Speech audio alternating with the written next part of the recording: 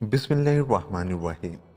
السلام علیکم، میں ہوں اعجاز علی اور خوش آمدید کہتا ہوں آپ کو اپنے چینل صبر کہانی میں۔ نئے آنے والے دوستوں سے گزارش ہے کہ میرے چینل کو سبسکرائب کر لیں۔ چلتے ہیں آج کی کہانی کی طرف۔ ملک عرب کا ایک بادشاہ تھا، نام تھا قیس۔ یہ بادشاہ بہت ہی رحم دل اور سخی تھا، ہر ایک سے مہربانی سے پیش آتا، ہر چھوٹے بڑے امیر غریب سب کو ایک نظر سے دیکھتا۔ تو بھائی، اس بادشاہ کی جو ملکہ تھی اس کا نام تھا پروین۔ یہ ملکہ بھی بادشاہ کی طرح اچھے خیالات رکھتی تھی، رات دن دونوں اچھے کاموں اور رعایا کی فلاح و بہبود کی تدابیر سوچا کرتے تھے۔ لیکن بادشاہ کو ایک فکر تھی، وہ تھی اولاد کی۔ اتنی عمر ہو گئی تھی مگر گود ابھی خالی تھی اور اب کوئی امید بھی نہ تھی۔ بادشاہ اب ہر وقت مغموم رہتے۔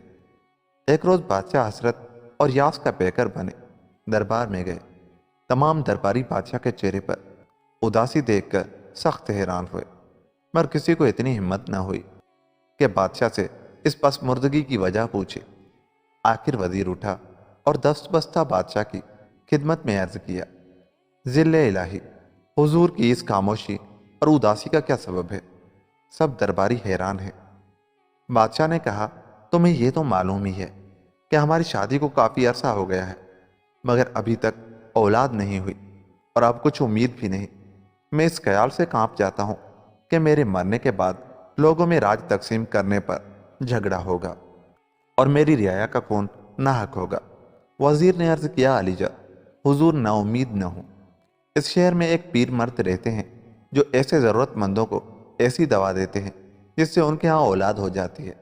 آج ہی ان پیر صاحب کے پاس تشریف لے چلیں، شاید انہی کی دوا سے نور نظر سے چشم منتظر روشنی پائے۔ تھوڑی دیر بعد دربار برخاست ہوا اور شام کو وزیر اور بادشاہ ایک ایسے مقام کی طرف روانہ ہوئے جو شہر کے آخری حصے میں واقع تھا۔ دور ایک پگڈنڈی تھی جس کی بائیں جانب ایک خانقاہ تھی جو بہت بوسیدہ تھی۔ چنانچہ بادشاہ اور وزیر خانقاہ میں داخل ہوئے۔ وہاں ایک سفید داڑھی والے بزرگ بیٹھے ہوئے تھے۔ وزیر نے بعد السلام عرض کیا، حضور جہاں پناہ آئے ہیں، یہ تو جناب کو علم ہی ہے کہ اتنی عمر ہو گئی ہے اور اولاد سے گود خالی ہے۔ یہ سن کر پیر صاحب اٹھے اور صندوقچے میں سے ایک پڑیا دی اور کہا، عالم پناہ، اسے 14ویں رات کو 12 بجے ایک پیپل کے پیڑ کے نیچے ملکہ عالم کو کھلا دے، مگر یاد رہے پورے 12 بجے یہ کھلائیے گا۔ خدا نے چاہا تو 9 ماہ بعد بچہ پیدا ہوگا، مگر یہ بھی یاد رہے کہ پیدائش کے 14 سال تک اسے بھنورے میں رکھنا، یعنی اپنی نگہبانی میں رکھنا، اپنی نظر میں رکھنا، ورنہ آپ کو سخت مصیبت اٹھانی پڑے گی۔ بادشاہ اور وزیر نے پیر صاحب کا بہت شکریہ ادا کیا اور رات ہونے سے پہلے یہ دونوں خانقاہ سے رخصت ہو گئے۔ بادشاہ خوشی خوشی محل میں داخل ہوئے۔ ملکہ نے خوشی کی وجہ پوچھی۔ بادشاہ نے تمام واقعہ کیس سنایا۔ ملکہ بھی سن کر بشاش ہو گئی۔ چاند کی 14ویں کو 12 بجے محل کے باغیچے کے ایک پیپل کے پیڑ کے نیچے ملکہ عالم کو بادشاہ نے وہ دوا کی پڑیا دی جو پیر صاحب نے دی تھی۔ ملکہ نے بسم اللہ پڑھ کر اسے پھانک لیا اور خدا تمہارا بھلا کرے، 9 مہینے بعد ملکہ کے ہاں ایک چاند سی لڑکی پیدا ہوئی جس کے سنہری بال، کٹورا سی کالی کالی آنکھیں، لمبی گردن، پتلے پتلے ہونٹ اس کے حسن پر سہاگا کا کام کر رہے تھے۔ سب سے پہلے جو خادمہ بادشاہ کے پاس یہ خوشخبری سنانے گئی، اس کی جھولی ہیروں سے بھر دی گئی اور وہ دعائیں دیتی واپس آئی۔ ملک کے چاروں طرف مسرت اور شادمانی کے مظاہرے ہوئے۔ رات کو چراگاہ ہوا، امیروں غریبوں میں حسب مراتب انعامات تقسیم ہوئے اور ایک خاص انعام پیر صاحب کو بھی پیش کیا گیا۔ اور بھائی، ہم تم کو نام بتانا تو بھول ہی گئے، تو سنو بھائی، شہزادی کا نام عذرا رکھا گیا، سمجھ گئے؟ اسی روز شہزادی عذرا اور ملکہ کو ایک شیشے کے محل میں بھیج دیا گیا جہاں سوائے بادشاہ کے کوئی نہ جاتا تھا۔ جب عذرا کچھ بڑی ہوئی تو اس کے لیے ایک شاہی استانی کا بندوبست کیا گیا جو عذرا کو تعلیم دیتی تھی۔ اوقات تعلیم کے بعد شہزادی عذرا بیکار پڑی مسیری پر کروٹیں بدلا کرتی۔ اب وہ تنہائی اور اکیلے رہنے سے بہت گھبرائی، یہاں تک کہ اب ہر وقت روتی رہتی۔ ملکہ نے رونے کی وجہ معلوم کی۔ شہزادی عذرا نے اپنے اکیلے پن کا رونا رویا۔ ملکہ نے اسے بہلانا چاہا اور کہا کہ 1 سال اور رہ گیا ہے، پھر ہم اس محل سے چلے جائیں گے اور پھر تم سب سے ملنا۔ تمہاری اچھی اچھی سہیلیاں ہوں گی، ان سے کھیلا کرنا۔ ہزار بہلایا پھسلایا مگر شہزادی نہ مانی۔ آخر ملکہ نے مجبور ہو کر باغیچے میں بھیج دیا تاکہ پھولوں اور پرندوں سے دل بہلائے۔ عذرا باغیچے میں گئی اور وہاں دن بھر کھیلتی رہی اور رات کو باغیچے سے آ گئی۔ کئی روز تک برابر یہی ہوتا رہا۔ آخر شہزادی عذرا کی طبیعت اس باغیچہ کے سیر و تفریح سے بھی بھر گئی اور ملکہ سے کہا کہ میرے ساتھ رہنے اور تفریح کے لیے سہیلیاں ہونی چاہیے۔ ملکہ نے بہت ٹالا مگر عذرا نہ مانی۔ آخر ملکہ نے یہ سوچ کر کے بادشاہ کو کیا خبر ہوگی، چھپوا چوری چند لڑکیاں عمرہ کی بلوائیں۔ نیز ملکہ نے خیال کیا کہ اتنی سی مدت باقی رہ گئی ہے، اب کیا ہونا ہے۔ شہزادی عذرا اپنی نئی سہیلیوں سے مل کر بہت خوش ہوئی اور دن بھر ان سے کھیلتی رہتی۔ جب بادشاہ کے آنے کا وقت ہوتا تو وہ لڑکیاں اپنے اپنے گھر چلی جاتی۔ ایک روز کا ذکر ہے کہ شہزادی عذرا باغ میں سیر کر رہی تھی کہ وہ سب گھومتے گھامتے باغ کے ایک کونے میں آ کھڑے ہوئے۔ شہزادی نے دیکھا سامنے گلاب کا ایک بہت ہی خوبصورت پھول لگا ہے۔ شہزادی نے اپنی ایک سہیلی سے کہا، نیلم، یہ وہی جگہ ہے نا جہاں ہم نے خود وہ پودے بوئے تھے، مگر آج ان کی جگہ یہ گلاب کا پودا کہاں سے آ گیا؟ نیلم نے کہا، نہیں شہزادی صاحبہ، وہ کوئی اور جگہ ہوگی۔ بات آئی گئی ہو گئی۔ عذرا نے گلاب کے پھول کو توڑنے کے لیے ہاتھ بڑھایا ہی تھا کہ آنن پانن اس زور کی آندھی آئی کہ خدا کی پناہ۔ تمام آسمان پر تاریکی کی گھٹا ٹوپ بادل چھا گئے، چاروں طرف اندھیرا ہی اندھیرا تھا۔ بھائی تم تو ڈر گئے، کہانی سنو، ڈرو مت۔ ہاں تمہیں کہہ رہا تھا۔ عذرا اور اس کی سہیلیاں ڈر کر بھاگی۔ عذرا نے بھاگنا چاہا مگر اس کا ہاتھ پودے سے چمٹ گیا، لاکھ چھٹائے نہ چھٹا۔ ایک ہی وہ گلاب کا پودا بھگ سے غائب ہو گیا اور اس کی جگہ جادوگر کھڑا تھا۔ شہزادی کا ہاتھ اس کے ہاتھ میں تھا۔ شہزادی بے ہوش تھی، وہ کہکے لگا رہا تھا اور پھر شہزادی کو اپنے ہاتھوں پر اٹھایا، یہ جا وہ جا۔ تھوڑی دیر بعد گھٹا آہستہ آہستہ ہٹی، تاریکی دور ہوئی تو تمام سہیلیوں نے گل مچا دیا کہ جادوگر شہزادی کو اڑا کر لے گیا۔ اس خبر وحشت اثر سے دربار میں کوہرام مچ گیا۔ بادشاہ اور ملکہ کا برا حال ہوا، خوشی کی جگہ صف ماتم بچھ گئی۔ حادثہ ہی ایسا جان گداز اور الم انگیز تھا کہ ملکہ کو جتنا بھی غم ہوتا کم تھا۔ ملکہ نے کھانا پینا، بادشاہ نے دربار جانا چھوڑ دیا۔ وزیر اور امرائے دربار نے بادشاہ کے غم کو غلط کرنے کی کوشش کی مگر سب بے سود ثابت ہوئی۔ دن گزرتے رہے۔ ایک دن بادشاہ وزیر کے بہت کہنے سننے پر دربار چلے گئے اور شہزادی عذرا کو اس جادوگر کے پنجے سے چھڑانے کی تدابیر سوچنے لگے۔ بالآخر یہ طے پایا کہ ملک میں یہ اعلان کیا جائے کہ جو شخص شہزادی عذرا کو جادوگر کے پنجے سے آزاد کرائے گا اسے بادشاہ سلامت 50,000 اشرفیاں انعام دیں گے۔ چنانچہ بہت سے بہادر شہزادی عذرا کو تلاش کرنے کے لیے گئے اور دوران تلاشی میں سب کے سب مر کھپ گئے۔ اب یہ حال ہوا کہ دوسروں کی ہمت پست ہو گئی اور کوئی جانے کے لیے تیار نہ ہوتا۔ آخر بادشاہ نے دوبارہ 1,00,000 اشرفیوں کے انعام کا اعلان کیا اور یہ اعلان شہر کے ایک ایسے محلے میں پہنچا جہاں ایک درزی رہا کرتا تھا۔ قضاء الہی سے اس کی پہلی بیوی مار چکی تھی۔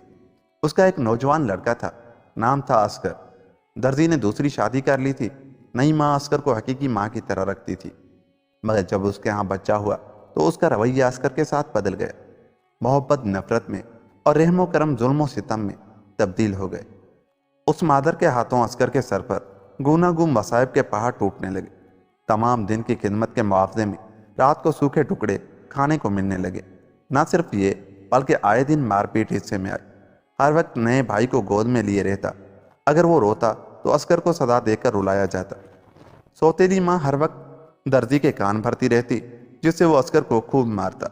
بیچارے عسکر کی کیا مجال کہ دم مار سکے، مجبور تھا چپ چاپ جبر سہتا اور صبر کے تلخ گھونٹ پی لیتا۔ جب عسکر نے ملک معظم کا یہ اعلان سنا تو بہت خوش ہوا اور سوچا کہ کیوں نہ عذرا کو تلاش کیا جائے۔ اگر اس راستے میں مر کھپ گیا تو اچھا ہے، زندگی اجیرن ہو گئی ہے، روز کی مار دھاڑ سے چھٹکارا حاصل ہو جائے گا، اور اگر قسمت سے عذرا مل گئی تو پاؤں 12 ہیں، 1,00,000 اشرفیوں کا ڈھیر قبضے میں ہوگا۔ قصہ کو تھا عسکر اسی وقت چند باسی روٹیاں لے کر یا قسمت یا نصیب کہتا ہوا چل پڑا۔ دن بھر کے سفر کے بعد شاہی محل میں پہنچا۔ بادشاہ عسکر کو دیکھ کر بہت خوش ہوا اور رات بھر محل میں آرام کرنے کو کہا۔ عسکر راضی ہو گیا۔ صبح ہوئی، عسکر کچھ کھانے پینے کا سامان لے کر عذرا کی تلاش میں چل کھڑا ہوا۔ کئی دن وہ لگاتار چلتا رہا۔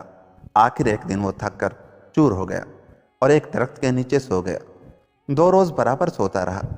جب عسکر کی آنکھ کھلی تو کیا دیکھتا ہے کہ شاندار محل ہے، کنیزیں اور خواصیں اس کے ارد گرد کھڑی ہیں اور پنکھا جھل رہی ہیں۔ عسکر نے حیرت زدہ ہو کر کہا، میں کہاں ہوں؟ ایک پری مسکرائی اور کہا کہ تم اس وقت پرستان میں ہو۔ میں تمہارے دیش سے واپس آ رہی تھی کہ تمہیں بے خبر لیٹا پایا۔ میں سمجھی تم بے ہوش ہو۔ بہت سی تدبیریں تمہیں ہوش میں لانے کی مگر تم نے آنکھ نہ کھولی۔ آخر میں تمہیں یہاں لے آئی اور شکر ہے کہ تم نے آج 2 روز بعد آنکھ کھولی ہے۔ تم کون ہو؟ عسکر نے کہا، میرا نام اصغر ہے اور میں اپنے ملک کی شہزادی عذرا کو تلاش کرنے میں سرگرداں تھا، جسے جادوگر لے گیا ہے۔ کئی روز تک چلتے چلتے میں بہت تھک گیا تھا، ایک درخت کے نیچے سو گیا اور اب اپنے کو یہاں پاتا ہوں۔ آپ کا نام کیا ہے اے رحم دل پری؟ پری نے جواب دیا کہ میرا نام سوریا ہے اور یہ لو کھڑاؤ، انہیں پہن کر تم اپنے دیش پہنچ سکتے ہو۔ کھڑاؤ یعنی کہ جوتیاں۔ عسکر نے کہا، کیا تم میری کچھ مدد نہ کرو گے؟ پری نے جواب دیا، ہاں کیوں نہیں، یہ لو ایک خنجر، اس سے تم جادوگر کو ہلاک کر سکتے ہو۔ عسکر بولا، جادوگر کہاں رہتا ہے؟ پری نے جواب دیا، وہ آج کل تمہارے ہی دیش میں ہے۔ تم ان کھڑاؤں کو پہن کر جہاں جانا چاہو یہ تمہیں وہیں پہنچا دیں گی۔ عسکر نے کہا، اچھا اب اجازت دو رحم دل پری۔ اتنا کہہ کر عسکر نے کھڑاؤ پہنی اور کہا کہ مجھے جادوگر کے محل کے پاس لے جا۔ یہ کہنا تھا کہ عسکر اڑنے لگا اور تھوڑی ہی دیر میں وہ جادوگر کے محل کے سامنے کھڑا تھا۔ عسکر نے کھڑاؤ بغل میں دبائی اور محل کے دروازے کو کھولنا چاہا مگر وہ نہیں کھلا۔ وہ ابھی کچھ سوچ رہا تھا کہ کسی کی گریہ وزاری کی آواز آئی اور پھر دروازہ کھلا۔ عسکر ایک طرف کونے میں دبک گیا۔ جادوگر نے کہا، اڑن مٹن تیرے کھل جائیں 2 بٹن، آئے اگر کوئی تو بن جائے اس کا سرن، اور دروازہ کھل گیا۔ دیو چلا گیا۔ اب عسکر نے بھی یہی کہا۔ ان الفاظ کے کہتے ہی دروازہ کھل گیا۔ عسکر اندر پہنچا۔ محل جگمگ جگمگ کر رہا تھا۔ چھتوں پر ہیرے جواہرات چڑھے ہوئے تھے، دیواروں پر خوبصورت پچکاری تھی۔ کمرے کے پردے سنہرے تاروں کے بنے ہوئے یعنی زربفت کے تھے۔ ایک میز بیچ میں رکھی تھی جس پر ایک تھال میں بطخ کے انڈے کے برابر لال، یاقوت، نیلم پخراج رکھے ہوئے تھے۔ دوسرے تھال میں اور طرح طرح کے جواہرات تھے۔ ایک سبز تشتری میں نہایت ہی قیمتی ہیرا رکھا تھا۔ میز کے قریب ہی سونے کی ایک سراہی تھی جس میں شربت تھا۔ اس سے آگے چل کر چھوٹے چھوٹے متعدد کمرے تھے جو سونا چاندی سے بھرے تھے۔ یہاں سے پھرتا پھراتا وہ باغیچے میں جا نکلا جہاں خوبصورت پھول اور پودے لگے ہوئے تھے اور ان پر خوبصورت پرندے خوش الحانی کرنے میں مہو تھے۔ اب عسکر کو عذرا کی جستجو تھی، چنانچہ سامنے والے کمرے میں اسے تلاش کیا تو نہ پایا۔ ایک کمرے میں سے وہی آہ و زاری کی آواز آئی۔ عسکر نے کان کھڑے کیے اور آواز کا پیچھا کیا۔ آواز ایک بند کمرے سے آ رہی تھی۔ عسکر نے کواڑ کا شیشہ توڑا اور دیکھا کہ شہزادی عذرا ایک مسہری پر پڑی زارو قطار رو رہی ہے۔ خوبصورت عذرا آج صرف ایک ہڈیوں کا ڈھانچہ تھی، غم و الم میں گھل گھل کر نیم جاں ہو گئی تھی۔ عسکر نے زور سے کہا، عذرا رو مت، میں تمہیں جادوگر سے چھڑانے کے لیے آ گیا ہوں۔ عذرا بدستور روتی رہی۔ عسکر نے پھر کہا، عذرا دروازہ کھولو، میں ہوں عسکر، تمہارے ابا نے مجھے بھیجا ہے۔ عذرا نے ابا کا نام سن کر دروازہ کھولا اور کہا، تم ابا کے پاس سے آئے ہو؟ یہاں کس طرح آئے؟ یہ تو جادوگر کا محل ہے، وہ تمہیں بھی مار ڈالے گا۔ جادوگر ہر روز بہت سے انسانوں کو پکڑ کر لاتا ہے اور انہیں بھون کر کھا جاتا ہے۔ عسکر نے کہا، اب جادوگر مجھے نہیں مار سکتا، بلکہ اس کی زندگی کے دن بھی پورے ہو گئے ہیں۔ اور ہاں، تم نے یہ کیا حالت کر رکھی ہے؟ عذرا نے جواب دیا، جب سے جادوگر مجھے یہاں لایا ہے میں نے کھانا پینا چھوڑ دیا ہے اور اسی نے یہ حالت کر دی ہے۔